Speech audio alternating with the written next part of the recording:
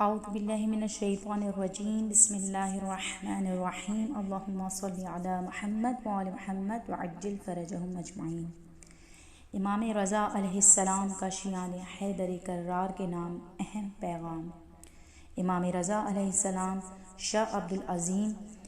سے فرماتے ہیں، اے عبدالعظیم، میرا سلام میرے پیروکاروں تک پہنچانا اور ان سے کہنا اپنے وجود میں شیطان کو کبھی جگہ نہ دیں، اپنے دلوں پر کسی بھی حالت میں شیطان کو مسلط نہ ہونے دیں، انہیں سچائی،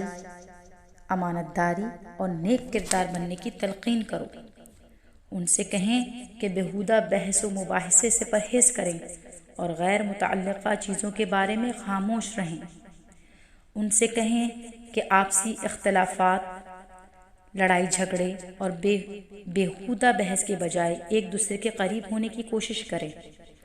ان سے کہیں کہ رشتہ داروں سے ملتے جلتے رہیں اور ایک دوسرے کے ساتھ قریبی تعلقات بنائے رکھیں، اس لیے کہ یہ امور خدا، اولیاء الہی اور مجھ سے ان کی قربت کا باعث بنتے ہیں، ان سے کہیں کہ ہمارے چاہنے والوں کے لیے مناسب نہیں کہ وہ اپنی زندگی کا قیمتی سرمایہ